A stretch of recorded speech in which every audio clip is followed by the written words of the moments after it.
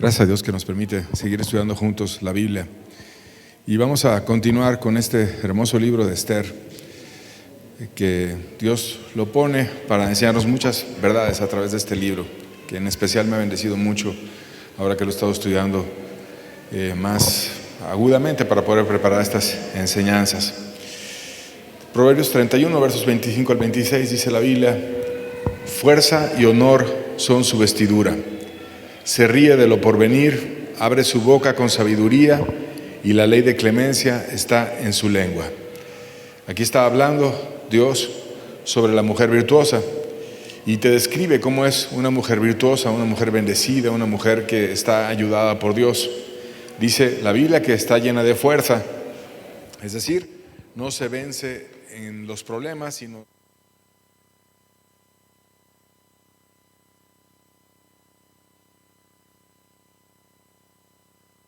trayectoria de vida, de bien hacer. Y no está angustiada por lo que va a venir, sino que está confiada en Dios, porque no está enfocada en lo terrenal, sino en la bendición de Dios. Y como tiene esa bendición en su vida, enseña a otras personas y está impregnada de misericordia, porque su lengua está llena de clemencia. Por lo tanto, hace el bien al necesitado, es compasiva, es buena. Y este tipo de mujeres tienen mucho que enseñarnos, y por eso Dios dejó dos libros que están dedicados a la vida de mujeres en especial, independientemente de que en otros muchos libros podemos encontrar historias de mujeres que nos enseñan mucho. En especial dos libros que están dedicados a mujeres, como es el libro de Ruth y el libro de Esther, tienen mucho que enseñarnos y queremos aprender en esta ocasión a través de este libro de Esther. Cuando celebran el Año Nuevo en China, todo varón, adulto, joven o niño, desde el más encumbrado hasta el más humilde, tiene una práctica interesante, que es visitar a su madre, sentarse al lado de ella, expresarle agradecimiento por haberle dado la vida, por todo lo que ella ha hecho por él. Y ahora que viene el nuevo año, le pide su bendición para ese año que comienza, y después le entrega un regalo a su madre, de tal manera que reconocen lo que su madre hizo por ellos y también buscan tener su guianza y su ayuda para ese nuevo año que viene por delante. Así Dios distingue a mujeres en la Biblia de manera especial y nos bendice a través de ellas, como los chinos hacen en su costumbre con sus madres. Y en esta ocasión vamos a estar estudiando o continuar estudiando, porque ya vimos la introducción la semana pasada, de una mujer que es Esther, de quien tenemos mucho que aprender. Y vamos a pedirle a Dios su bendición, si me acompañas en una oración, para después de esta introducción comenzar a revisar la vida de Esther. Padre bueno, gracias porque tú nos enseñas con cada libro de tu santa palabra, Señor. Te pedimos que nos hables a través de esta mujer, Esther, Señor, que podamos aprender de ella, que podamos ser como ella, Señor, seguir las pisadas que tú dejaste a través de ese caminar de esta buena mujer. En el nombre de tu Hijo amado, instruye nuestras vidas, queremos ser tuyos. Amén. Bueno, vamos a dar algunas generalidades de Esther, iniciando con su nombre. Ella es llamada de dos formas en el texto bíblico, con el nombre de Hadasa, que es un nombre judío y significa mirto, y bien refleja el perfume que ella tenía y que contagió a muchos en su época, inspirando a buscar a Dios. Y un segundo nombre que también ella poseía era Esther, conforme a la cultura de la época, y tiene dos significados Esther. Creo que también refleja bastante bien el carácter y lo que Dios hizo a través de esta mujer. Un primer significado es estrella, y bien refleja a la mujer que cambió su perfume, que llegó a brillar como una estrella, que a todos alumbró, y que aún miles de años después su historia nos sigue alumbrando y nos es referencia como una potente lámpara que salvó a su nación y que nos sigue mostrando un camino que ella anduvo para poder brillar y ser una referencia para el mundo en su época y también en nuestra época. Y también hay un segundo significado de Esther, que quiere decir la palabra oculta. Y así estuvo literalmente Esther un tiempo, estuvo oculta, estuvo formándose, ni siquiera declaraba ella de qué nación era, y hasta que después de algún tiempo, cuando Dios estuvo tratando con su corazón y también una formación, como vamos a ir desglosando más adelante, Ella logró estar preparada, influir con su perfume a los que estaban en el palacio y alumbrar a todos y ser como una potente lámpara que les trajo luz literalmente a muchos judíos en el Imperio Medo-Persa y a nosotros también muchos miles de años después. La historia de Esther parece una historia de un cuento porque habla de una niña pobre que llegó a ser reina, que salvó a todos, que fue una heroína, y quisiéramos no verla de una manera simplista, sino mostrar realmente los matices sobre las aflicciones y los sufrimientos que ella tuvo a través de este mensaje y de los que son subsecuentes al mismo. Los logros y la historia y las bendiciones que trajo Dios a través de Esther son muy importantemente recordadas por muchas culturas. Por ejemplo, los judíos dedican una fiesta, que es la fiesta del Purim, cada año, para recordar la enorme liberación que Dios les dio cuando estuvieron a punto de ser extinguidos como nación y cómo Dios usó a esa reina Esther para darles una posibilidad de escapar de una aflicción enorme que ellos enfrentaron. Para nosotros también es relevante la historia de Esther, porque no solamente fue importante por haber salvado a la nación hebrea, sino que sin aquella nación hebrea pues no habría venido el Mesías, ni oportunidad alguna para el mundo de poder hallar el perdón de sus pecados. Por lo tanto, ella ayudó a la preservación de aquel pueblo de Dios que nos trajo luz y que trajo también al Señor Jesucristo, que nos fue una referencia mundial para poder entender un mejor camino. Y por lo tanto hay mucho que aprender de la vida de esta mujer y de lo que Dios hizo por medio de ella. Y bueno, antes de describir la vida y en detalle el carácter que tuvo Esther y cómo Dios trató con su persona, vamos a hablar el contexto nacional que existía en el Imperio Medo-Persa, en el cual ella se desarrolló. Quisiera explicar que era un reino enorme, inmenso, que había prosperado y había conquistado a muchísimas naciones. En Esther 1:1 la Biblia nos describe este imperio absolutamente enorme. Dice el texto: aconteció en los días de Asuero, el Asuero que reinó desde la India hasta Etiopía sobre 127 provincias. Y aquí nos está describiendo cómo era el reino, el imperio medo-persa, que de hecho ellos habían vencido al gran imperio previo que era el de Babilonia, y ahora tenían el territorio de Babilonia y otros que se incorporaron y estaban en una inmensidad de territorio realmente grande, muchos países que fueron incorporados a aquel imperio, naciones subyugadas, e incluso había naciones de varios continentes, desde la India hasta Etiopía, en África, en Asia, un imperio absolutamente enorme. De tal manera que el líder tenía un poder extremo y tú no podías recorrer fácilmente el imperio de una punta a otra punta porque era muy, muy, muy grande.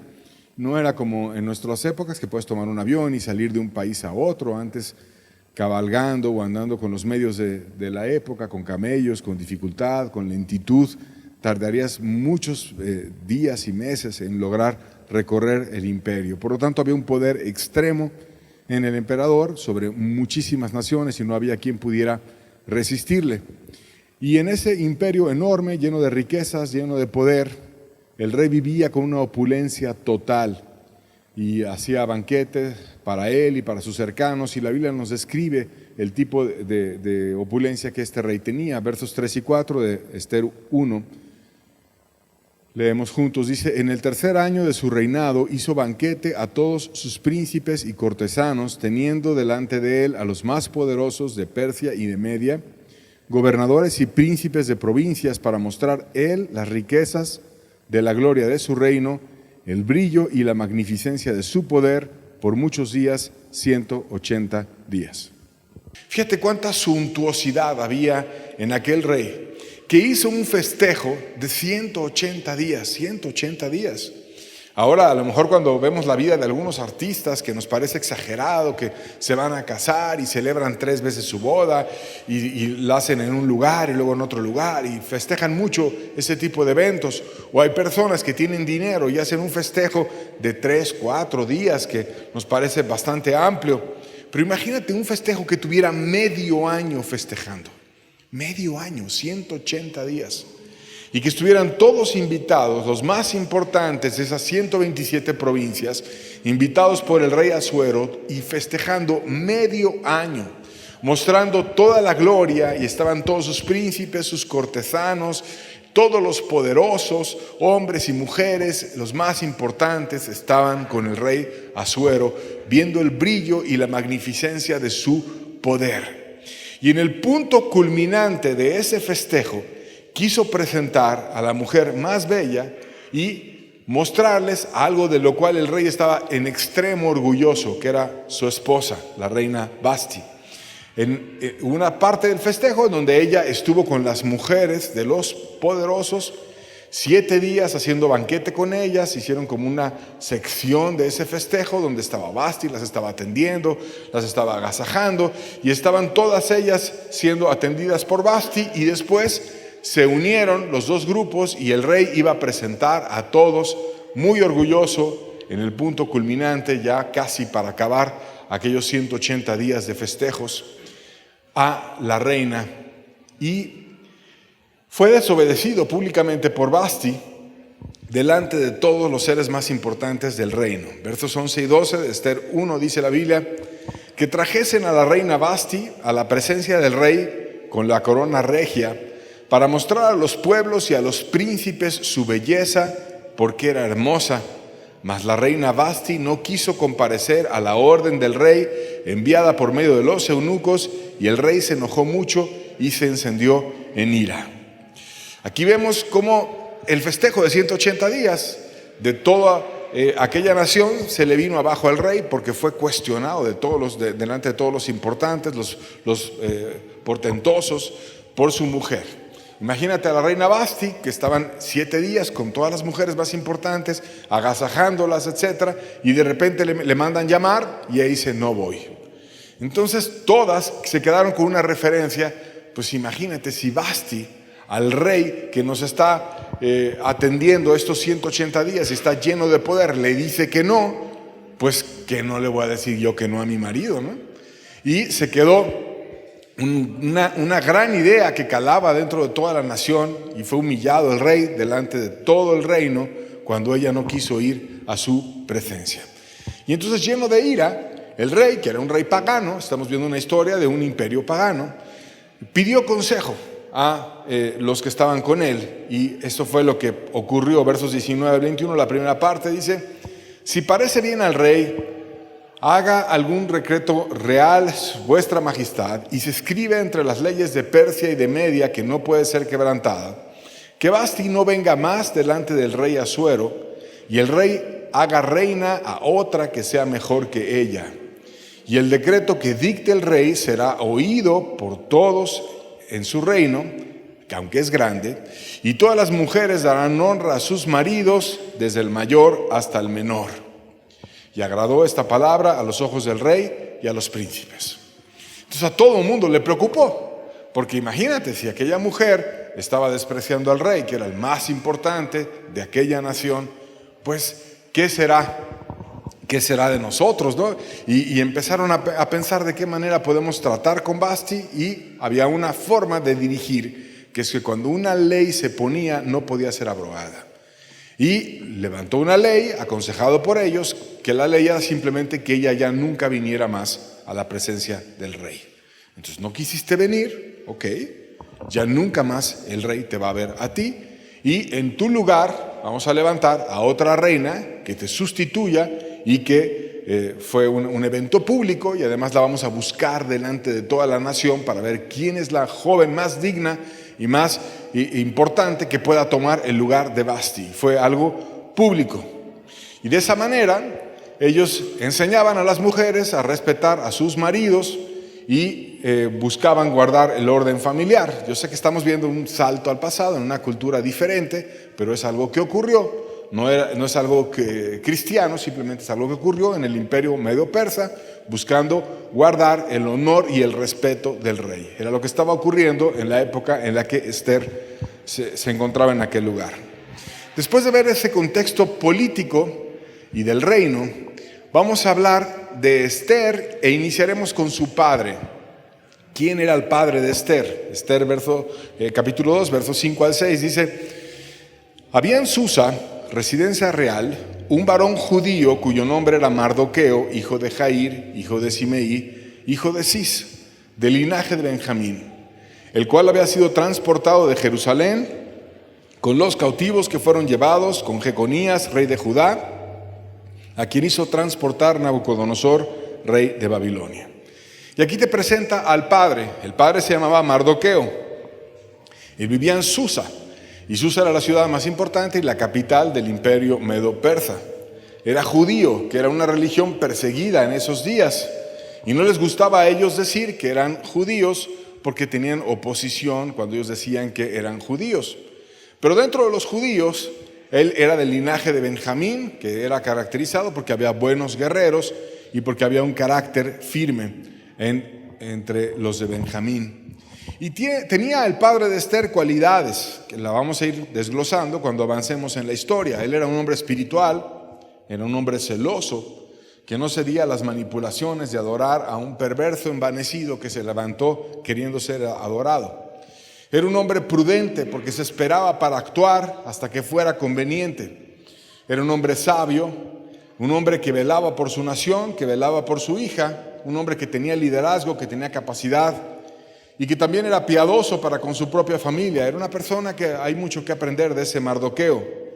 Y aún más, Mardoqueo, que era el padre de Esther, no era el padre en un sentido natural, sino era un padre adoptivo de Esther. No era el padre natural de Esther, sino un padre adoptivo porque Esther había perdido a su familia. Y vamos a leerlo en el verso 7 de Esther 2, dice: y habría criado a Hadasa, y aquí te está dando el nombre judío de Esther. Recuerda que ya escribimos el nombre judío y el otro nombre que es el de Esther. Es decir, Esther, te describen los dos nombres de Esther. Él habría criado a Hadasa, hija de su tío, porque era huérfana. Era hija de su tío, por lo tanto él era su primo. Y era una joven de hermosa figura y de buen parecer. Cuando su padre y su madre murieron, Mardoqueo la adoptó como hija suya. Y entonces muchas veces Esther se refería a Mardoqueo como su tío, porque de alguna manera él había tomado las responsabilidades de su tío, que debía de velar por cuidar a su sobrina, dado que ya no tenía padres que vieran por ella. Sin embargo, naturalmente era su primo. Entonces era una persona que a lo mejor no era demasiado mayor en diferencia de edad, aunque no nos dice que tanto mayor era Mardoqueo, pero sí nos dice que cómo era la vida de Esther. Esther tenía una carga muy grande. Era miembro de una minoría perseguida, que era el grupo de los judíos, que había sido transportada a su familia de otra nación, a una nación donde era extranjera, donde tenía costumbres raras, donde de repente veías ese asunto que hacían un banquete por 180 días y que a una reina la despedían por no haber venido a ver al rey, que no había respeto a los maridos y también que había una forma muy aguda de corregir las cosas, determinante, así como ya que nunca más me venga a ver. Entonces todo eso era raro para ella.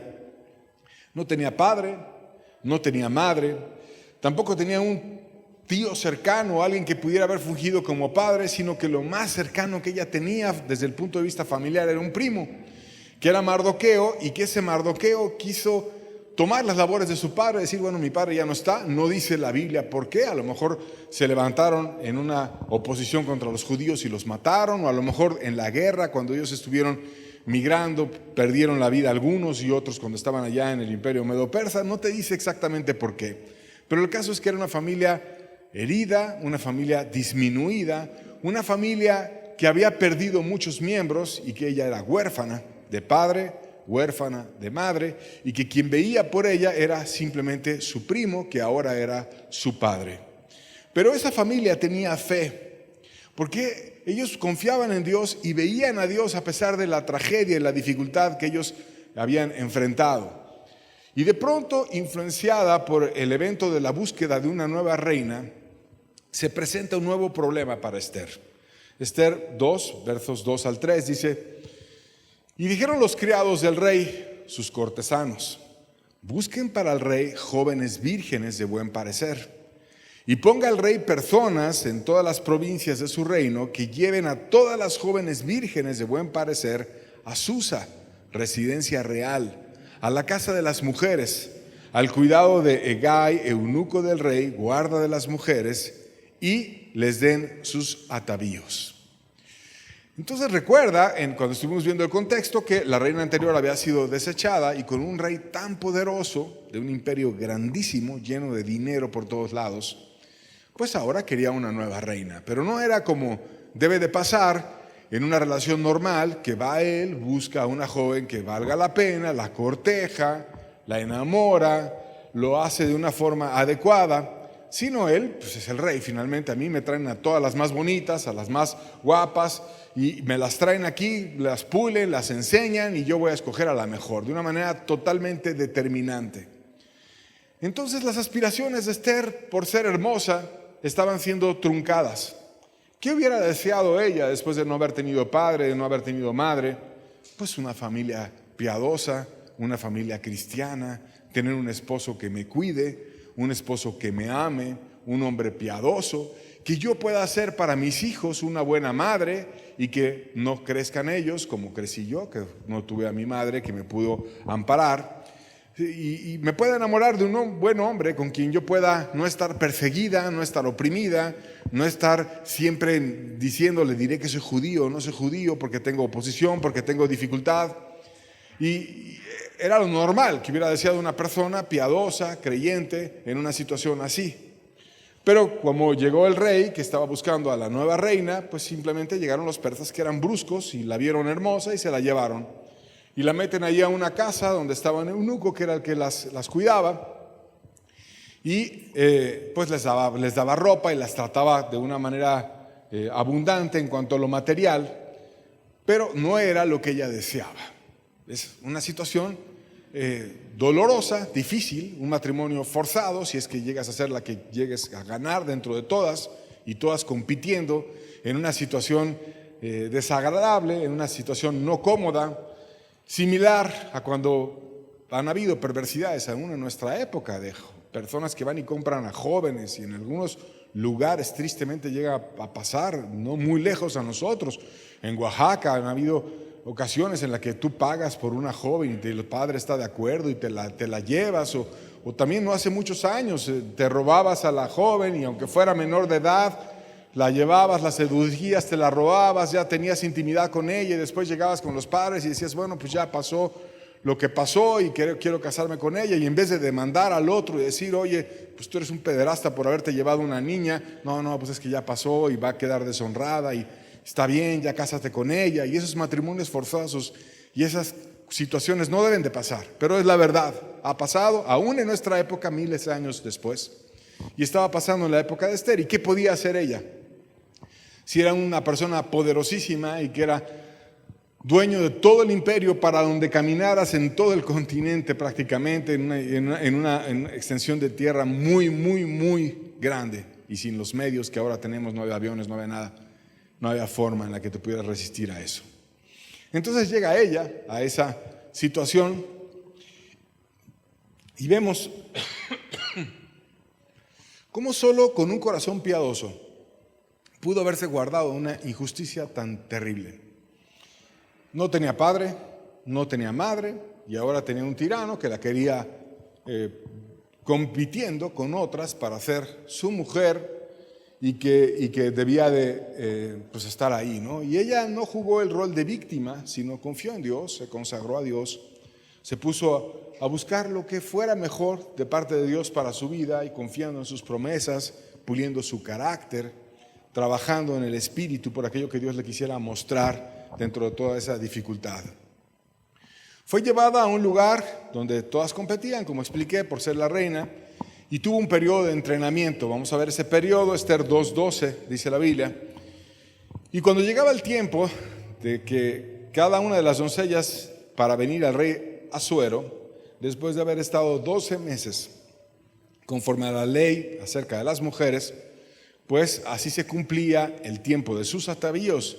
Esto es 6 meses con óleo de mirra y 6 meses con perfumes aromáticos y afeites de mujeres.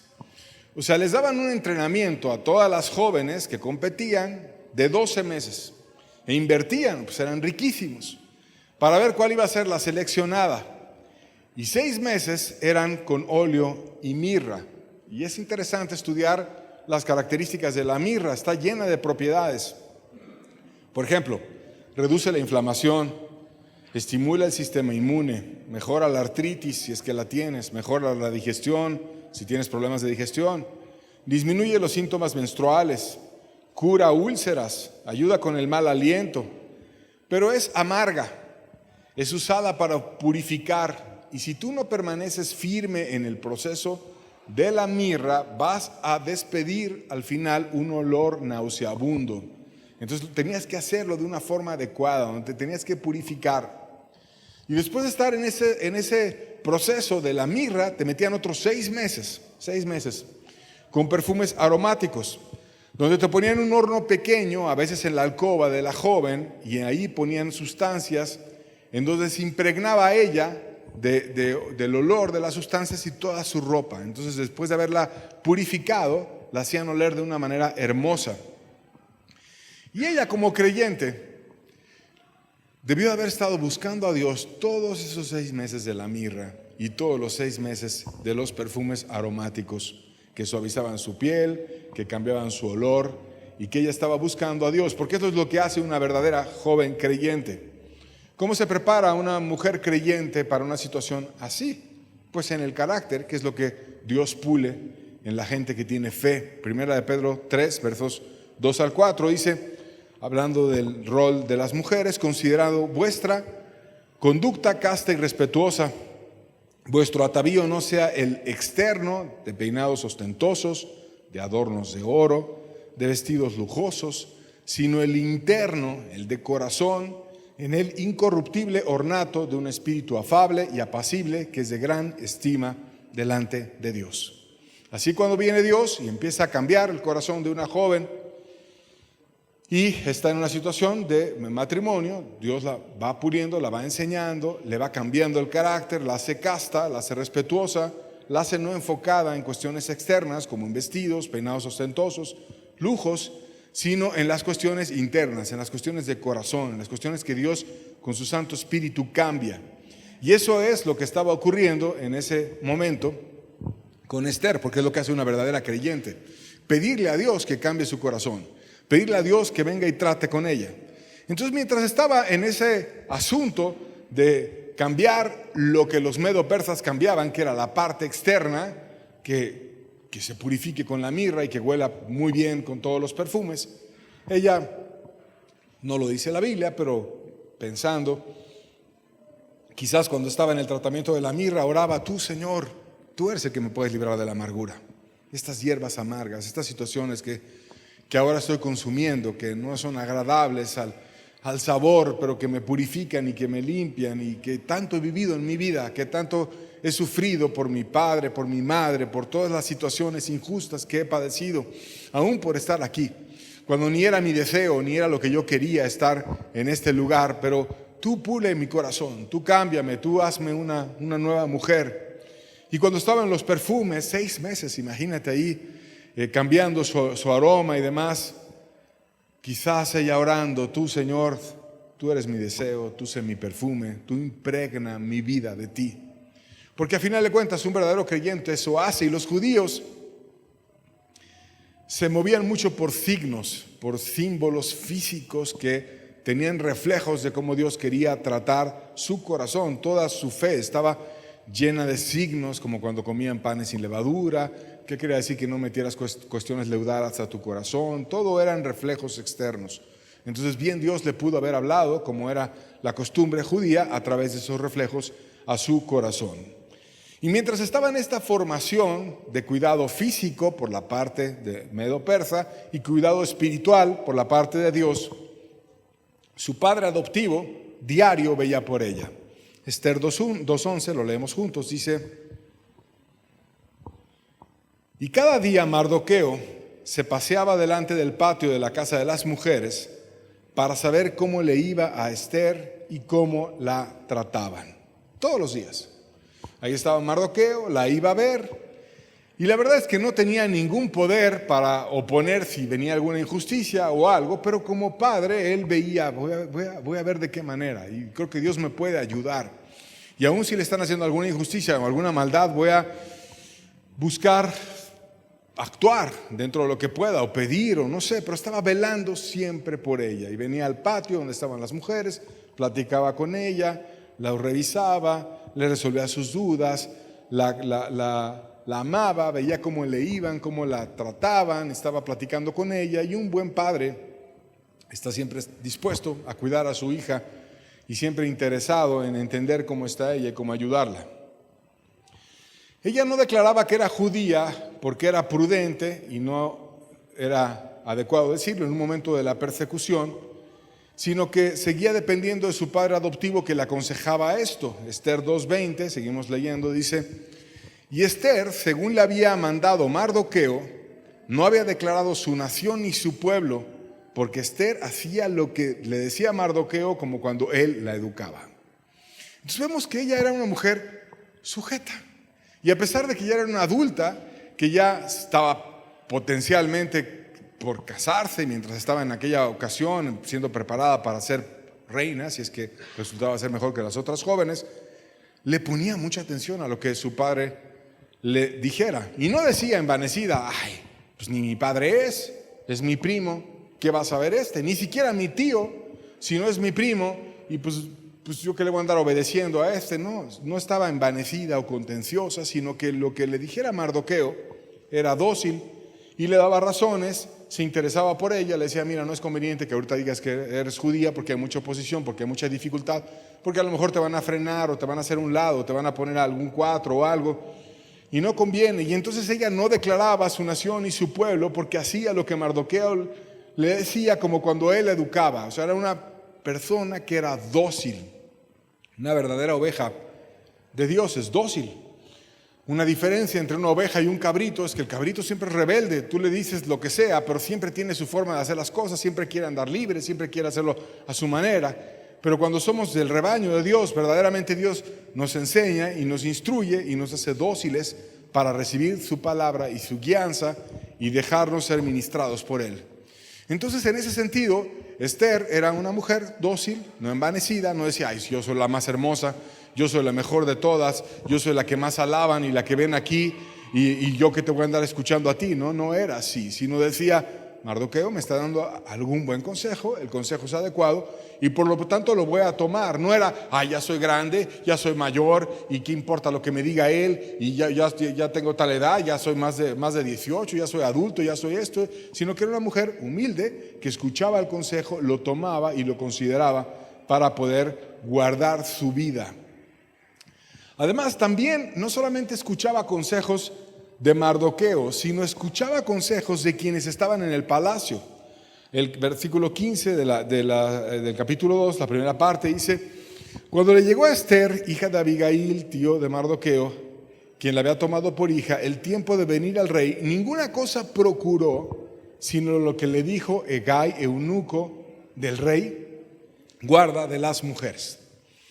Y aquí vemos que era una mujer humilde. Ese eunuco conocía cómo era el corazón del rey. Ella ni siquiera había visto al rey.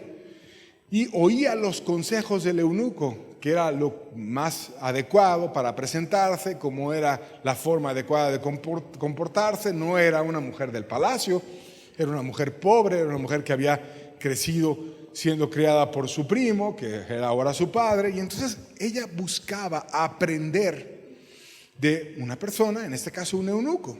Pero ¿qué hubiera hecho una persona envanecida? Como hay gente religiosa que se envanecía: ay, ¿qué voy a aprender de este pagano? No tiene ni siquiera el corazón de Dios, no tiene ni siquiera conocimientos de la ley de Dios. Dios no me va a enseñar a través de él. Y se empiezan a envanecer y no quieren aprender nunca nada de nadie. Pero el que es humilde aprende de todos. Siempre hay gente que te pueda enseñar. Porque hay personas que son muy buenas en su oficio, porque hay personas que se han hecho diestras en aquello que están haciendo, como en este caso el eunuco, entendiendo cómo era el rey, cómo aconsejar a las mujeres, cómo formarlas, cómo prepararlas. Y entonces ella era una persona dócil, que tenía mansedumbre y que aprendía a través de un eunuco, aunque fuera incrédulo, no conociera al Dios del cielo, pero que tenía muchas cosas en este mundo que enseñarle a Esther, y ella fue humilde y pudo ser formada también por ese eunuco. Su humildad y espiritualidad la llevaron a crecer cada día en gracia. Verso 15, la segunda parte, dice: y ganaba Esther favor de todos los que la veían. Tenía gracia, algo que Dios te da un no sé qué.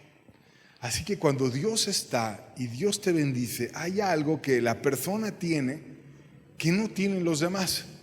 Y entonces empieza a decir, esa persona tiene algo diferente. Tiene una gracia, tiene un toque, tiene algo que a veces no disciernen tan claramente las personas, pero que se nota y hace diferente el trato, diferente la forma, diferente la apariencia, diferente cómo ella se relacionaba con las personas. Creces delante de los hombres en gracia y creces delante de Dios en gracia. Y en ese sentido, Esther nos recuerda a nuestro Señor Jesucristo, que cuando Él era joven, dice la Biblia, Él crecía en gracia delante del Padre y delante de los hombres también. Él crecía delante de todos y la gente decía de Cristo, ese joven es diferente, ese joven es virtuoso, ese joven tiene algo especial, y empezaba a ser alguien muy ayudado por el Padre, porque se lo había ganado, no solamente porque fuera el Hijo, sino porque Él también en su trato, en su manera de orar, mientras iba creciendo en gracia delante de Dios y en gracia delante de los hombres. Así era Esther.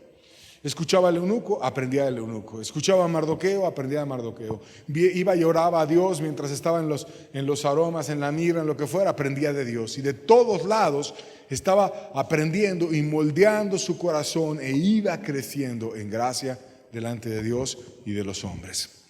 Finalmente fue llevada delante del rey, quien la hizo la reina dándole un lugar privilegiado sobre todas las demás mujeres. Esther 2, verso 16 al 17 dice: fue pues Esther llevada al rey Asuero a su casa real en el mes 10, que es el mes de Tebet, en el año 7 de su reinado. Y el rey amó a Esther más que a todas las otras mujeres, y halló ella gracia y benevolencia delante de él más que todas las demás vírgenes, y puso la corona real en su cabeza y la hizo reina en lugar de Vasti. O sea, el rey la amó. Y normalmente amamos a una persona cuando ella nos ama primero. De hecho, hablando sobre el amor que tiene Jesús hacia su iglesia, dice, nosotros le amamos a Él porque Él nos amó primero. Entonces el rey correspondió ese amor con el cual Esther le amó, cómo se preparó. Y dice en el año 7 de su reinado, que de nuevo el 7 tiene como una idea de un ciclo completo. Cuando ya acabó ese ciclo del rey, esos problemas del rey, vino una renovación en su vida, una nueva oportunidad. Y esa nueva oportunidad se la dio su mujer, Esther. El rey la amó, la hizo reina, la vio diferente, se preparó adecuadamente para el rey. Y Esther trajo alegría e influencia positiva al corazón de su esposo. Esther, capítulo 2, verso 18, dice la Biblia: hizo luego el rey un gran banquete a todos sus príncipes y siervos, el banquete de Esther, y disminuyó tributos a las provincias e hizo y dio mercedes conforme a la generosidad real. Hizo un banquete en su honor. La mujer más bella y famosa del reino estaba ahora siendo el motivo de un banquete, fue presentada delante de todos, y la Biblia nos revela cómo iba cambiando la forma en la que el rey estaba actuando con los demás. La levanta, la pone a ella como algo más importante, pero ya no hace un banquete tan excesivo. Ya no hace un banquete de 180 días para todos, como que empieza a medir sus gastos. Ya no es una vida tan suntuosa, ya no es una vida tan materialista. Ahora su corazón estaba saciado. Su corazón había encontrado algo que solo te da una mujer. Y cuando tú eres un hombre que estás buscando una mujer piadosa, hay cosas que el dinero no te da. Hay cosas que no te da el estar en un lugar de riquezas o en un lugar de honor en este mundo o en un lugar de mucho descanso. Hay cosas que solo te da una buena mujer, tu esposa, o hay cosas que solo te da un buen hombre, tu esposo, y nada más te da eso que solo él o ella te dan. Y entonces el rey quedó saciado en su corazón, ya no necesitaba un banquete enorme, sino simplemente un banquete. La presenta para darle honor delante de todos. y la pone en el lugar adecuado. Y veremos una característica de Dios. La Biblia nos describe a Dios como aquel que quita reyes o reinas, por ejemplo, que quitó a Basti, y pone reyes o reinas, como cuando puso a Esther en su lugar. Y también, además de todo, Esther le salvó, junto con Mardoqueo, la vida a su esposo en un intento de asesinato que él tuvo. Esther capítulo 2, versos 22 al 23, lo leemos juntos.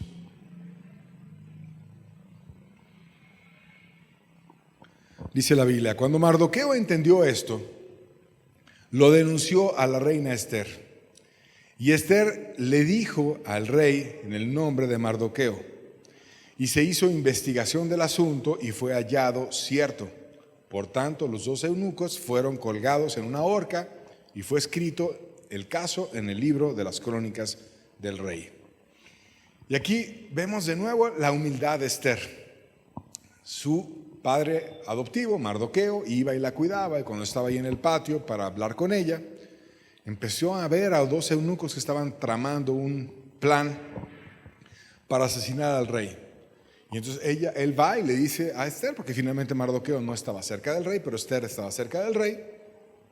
Esther le dice al rey, investigan a los 2 eunucos y se descubre que verdaderamente era cierto y que querían asesinar al rey.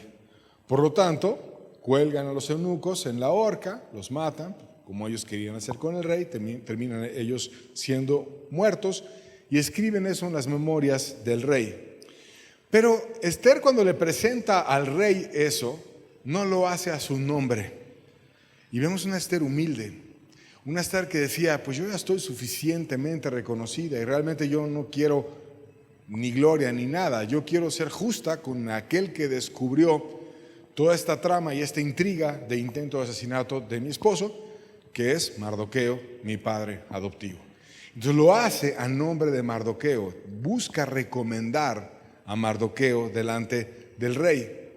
Y el rey investiga, manda a revisar el caso y terminan juzgando a esas 2 personas que lo querían asesinar. Entonces ahora el rey le debía la vida a su reina, Esther, y a Mardoqueo. Y Dios cada vez iba puliendo el corazón del rey, lo iba tratando, lo iba acercando al reino, lo iba seduciendo.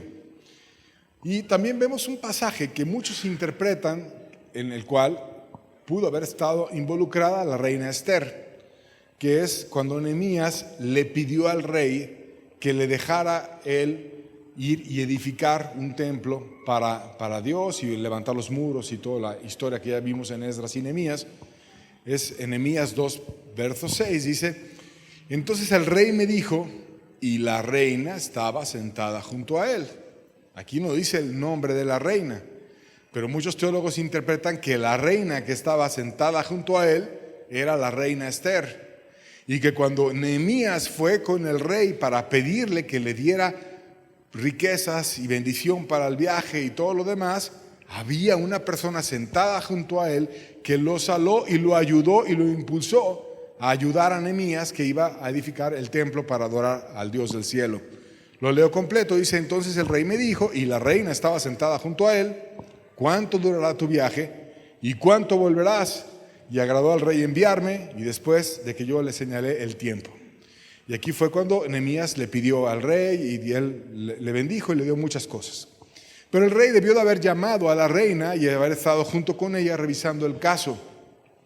De acuerdo a la costumbre, no siempre los casos lo hacían con la reina al lado, de hecho no era muy común.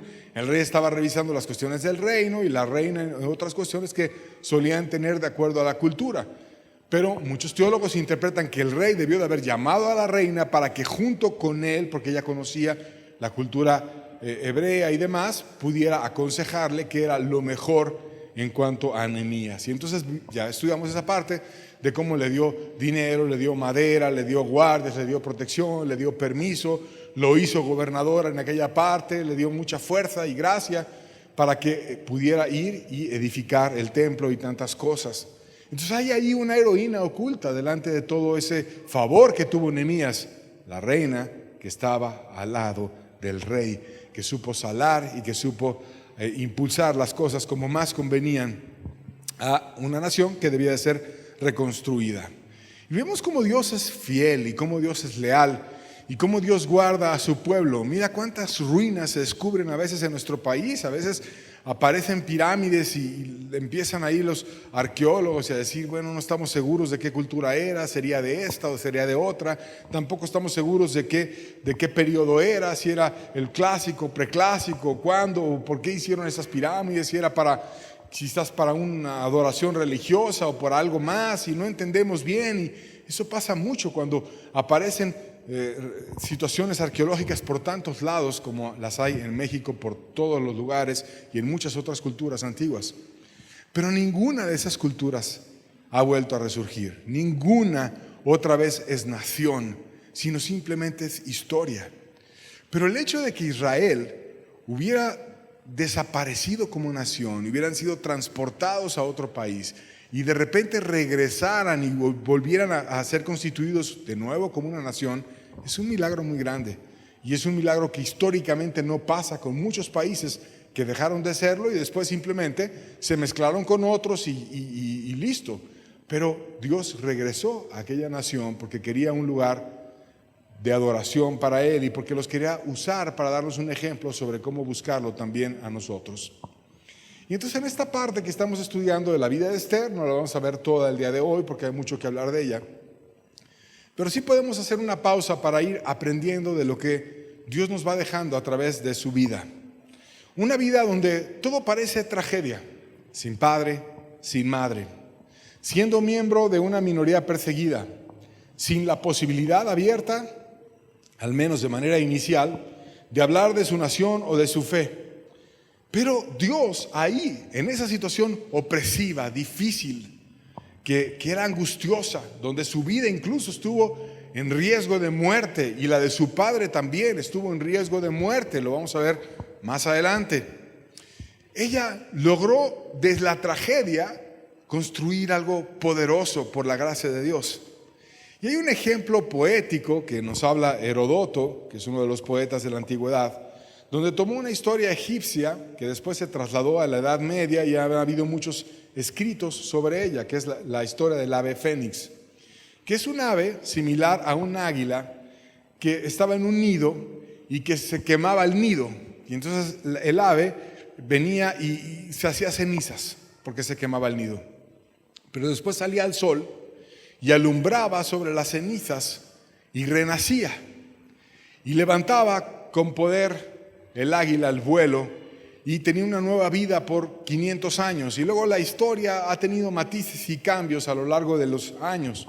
Y hay quien dice que tenía 972 generaciones de vida adicional y demás. Pero la historia del ave fénix es un bonito poema, una historia donde tomaron ideas religiosas y las mezclaron poéticamente y ha habido matices a lo largo de muchos años. Pero esa historia nos recuerda los milagros que Dios ha hecho. Porque eso que parece una bonita historia, como una ave que de las cenizas renace y vuelve a volar, no es un cuento cuando Dios está de por medio. Esther parece esa ave fénix, que su vida ya eran cenizas, que su vida ya era una tragedia, que su vida ya era como nada, como no valiosa, sin padre, sin madre. Ahora es raptada, ahora es llevada como una más de un club de vanidad, de tratar de ser todas la mujer del rey, compitiendo en un ambiente súper pagano, inadecuado. Parecía todo destruido, parecía una vida para la amargura y para muchas frustraciones. Pero de eso que parecían cenizas, Dios levantó una reina poderosa. Dios levantó una Esther que brilló. Dios levantó de esa Esther oculta cuando se estaba formando y cuando estaba en la cámara con mirra y siendo tratada por Dios. Dios levantó una Esther que se hizo Hadasa, que empezó a derramar un perfume y que empezó a contagiar al rey del aroma de Dios, y le gustó al rey ese Dios y hasta ayudó a Nehemías y a Esdras y dio dinero y órdenes y mandó a los gobernadores que les diesen impuestos y muchas cosas para que la nación volviera a surgir. ¿De dónde el rey fue motivado a hacer algo así? De una mujer piadosa que lo motivó, que sedujo su corazón, que cambió su forma pagana de ver la vida con banquetes de 180 días, ahí perdiendo y derrochando el dinero en vanidades, y se puso a darse cuenta que había algo que tanto materialismo no te da, y que ese algo es Dios, y ese Dios lo tenía una mujer a la cual él llegó a conocer. Entonces, mucho nos enseña la historia de Esther, que puede surgir como esa ave fénix y volar y levantarse cuando ya era cenizas. Y el ave fénix de las cenizas surgía cuando venía el sol y la alumbraba. Y tomando esa historia, que es simplemente un ejemplo, cuando viene la luz verdadera que alumbra a todo hombre, que es Jesucristo, y Él alumbra tus cenizas y mis cenizas. Y cuando nos sentimos como que nuestra vida ya no tiene sentido, como que nuestra vida ya está cansada, como que nuestra vida ya han habido tantos fracasos en mi vida, ya me ha ido tan mal con esto, ya me ha ido tan mal en el trabajo, me ha ido tan mal en el matrimonio, me han robado tanto, he padecido tanto, me han golpeado tanto, me han violado, me han hecho, me han deshecho, he caído tantas cosas. Mi vida no es nada, no es ni las cenizas de lo que yo quisiera hacer, pero de repente viene Jesús y empieza a alumbrar esas cenizas y te alumbra el alma y te cambia y te da esperanza y te hace una nueva persona y te llama a levantarte de las cenizas y a volar. Te sana tu alma y te libera. Él lo hizo con Esther y la hizo volar. En ese libro, que ni siquiera menciona el nombre de Dios, como era la cultura, como era la dificultad, que no decían que eran judíos por prudencia y demás, se ve Dios por todas partes del libro. Se ve Dios cómo guía los pasos de Esther, cómo guía los pasos de Mardoqueo, cómo cuida a su pueblo, cómo influye en todo. Porque dice Proverbios 15:13, y lo leemos juntos: los ojos de Jehová están en todo lugar, mirando a malos y a buenos. Dios está en todo lugar. Y no importa qué tan malo seas, no importa qué tan perdido seas, no importa qué tal esté tu vida llena de cenizas y toda derrumbada, Dios te está viendo y Dios no hace excepción de personas. Y si tú le dices a Dios: Dios, aquí está mi vida, de estas cenizas tú levanta algo bueno y algo que valga la pena, Dios va a venir, Dios te va a bendecir, Dios te va a inspirar, Dios te va a ayudar, Dios te va a levantar con poder y con gracia, porque Él contempla todo y Él da gracia a los humildes y resiste a los soberbios. Dios puede levantar a personas con poder, aunque estén siendo forjadas en medio de la aflicción. Porque no solamente pasó con Esther cuando estaba en el asunto del trato de la mirra, comiendo hierbas amargas, teniendo tragedia sobre tragedia en su vida. También pasó con José. Génesis 39, verso 21. Dice: pero Jehová estaba con José y le extendió su misericordia y le dio gracia a los ojos del jefe de la cárcel. Y ya también estudiamos la vida de este joven. Un joven que no tuvo más que problemas. Un joven que tenía la envidia tóxica de todos sus hermanos, que le tenían celos, que tenía un padre anciano que no tenía la fuerza para protegerlo, y que sus hermanos eran tan perversos que lo vendieron como esclavo. Y después, siendo esclavo, Dios lo bendijo a donde fue a trabajar en un país también lejano, en otro idioma, y estuvo ahí siendo bendecido. Pero una mujer lo trató de seducir, y como no cayó en sus seducciones, entonces lo acusó injustamente y lo metieron a la cárcel. Es tragedia sobre tragedia. La familia no te quiere, la familia te vende como esclavo. Llegas a trabajar y la mujer te calumnia y ahora te vas a la cárcel. Tragedia sobre tragedia. Su vida era en cenizas. No tenía futuro José. Pero Dios es aquel que de las cenizas levanta algo valioso. Dios mira las cenizas y si viene su luz, de las cenizas levanta un ave fénix y levanta un José con poder. Y luego vino el faraón y lo puso como el más importante después de él y dirigió toda la nación y la guió y la libró de la muerte por el hambre y por tantas cosas que habían, aflicciones y los sueños que Dios le dio y tantas situaciones que ya escribimos cuando hablamos de José. Dios levantó a José de las cenizas. Dios levantó a Esther de las cenizas. Tu vida son cenizas. Dios te puede levantar. Es que necesitas ver a Dios como lo que Él es. Es un Dios poderoso, es un Dios lleno de gracia, es un Dios bueno que te puede ayudar. Deja de estar en cuestiones teológicas y religiosas y busca al Dios del cielo y que venga su luz y de tus cenizas levante algo valioso, porque su bendición todo lo puede. Porque por algo Dios nos hizo del polvo. Nos pudo haber hecho de oro si hubiera querido, de diamantes, porque Él es toda sabiduría y todo poder, pero quiso hacernos del polvo.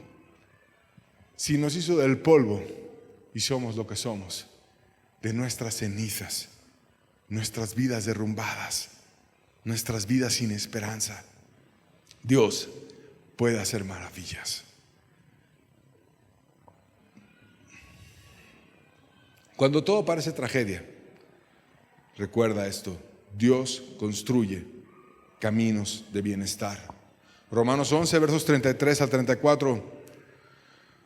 Oh profundidad de las riquezas de la sabiduría y de la ciencia de Dios. Cuán insondables son sus juicios e inescrutables sus caminos. Porque ¿quién entendió la mente del Señor? ¿O quién fue su consejero? Mira cómo es Dios. Cuántas riquezas tiene su sabiduría. Cuando el hombre ya no tiene sabiduría, cuando ya no hay ciencia, cuando ya no hay nada, Dios viene y te hace fuerte. Cuán insondables son sus juicios e inescrutables sus caminos. Podrás a lo mejor estar desechado por todos, pero lo único que importa es que Dios te mire y ponga su luz en ti. ¿Quién entenderá la mente del Señor? ¿Quién podrá decir: Señor, yo quiero que esos caminos insondables vengas y los traigas en mí? He hecho que mis caminos me lleven a donde ha sido absurdo y no he guiado mi vida de una forma adecuada para ti. Tú ven y hazte mi consejero, ayúdame, guíame, sácame de aquí. Porque cuando todo parece perdido, para nosotros, para Dios es el inicio de algo hermoso. Y Dios puede hacer de tu vida algo diferente. Necesitas creer, necesitas acercarte a Dios como lo que es: un Dios vivo, alguien que te puede ayudar. Lo hizo con Esther, lo hizo con José, lo puede hacer contigo. Y tú dirás: no, pues yo no tengo nada que me quiera hacer reina, no tengo un rey Asuero que me esté invitando ahí a la casa de las vírgenes para que yo pueda competir por ser reina. No.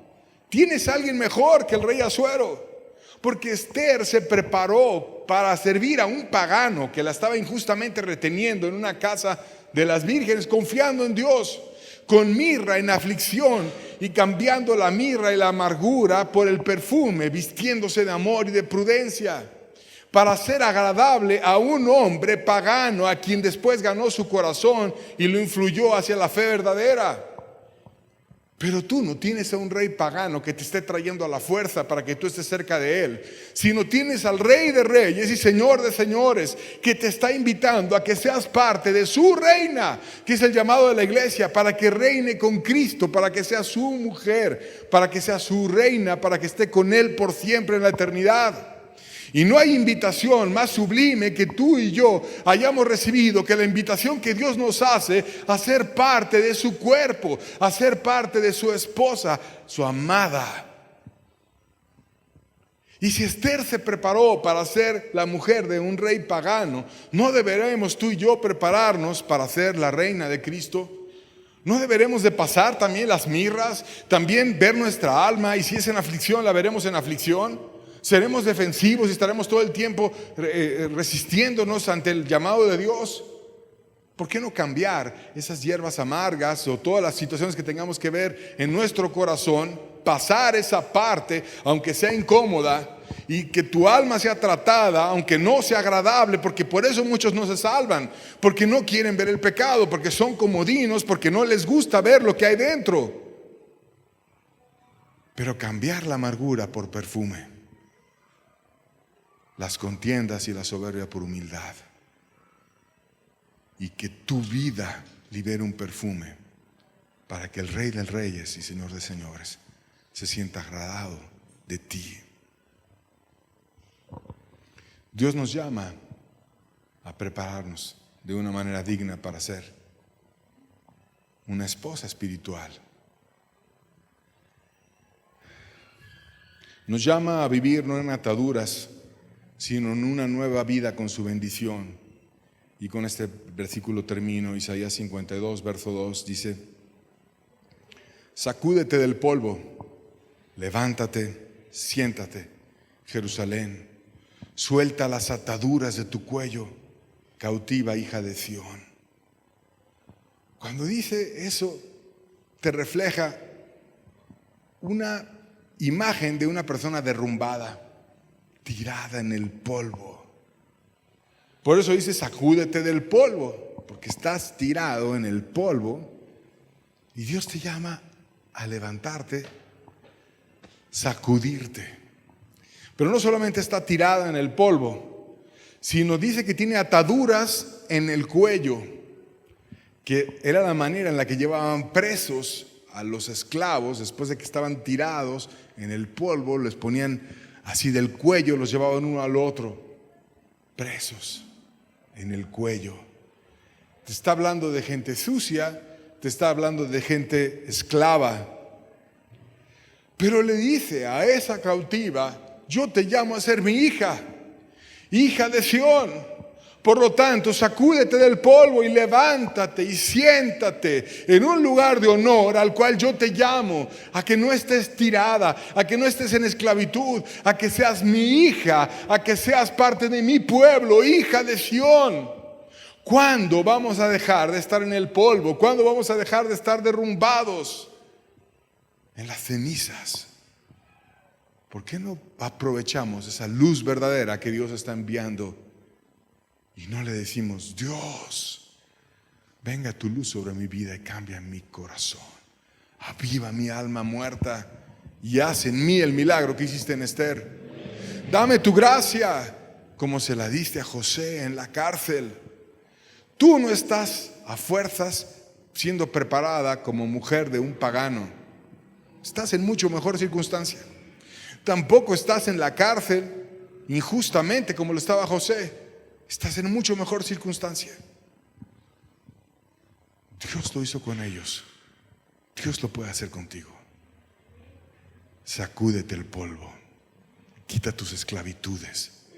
Voltea al Dios del cielo y recibe esa invitación que Él te hace para que seas su hijo. Te levantes y te sientes y te hagas una hija de Sión, una miembro de su iglesia. La decisión está en cada uno de ustedes. Con esto terminamos. Dios les bendiga. Que tengan buena tarde.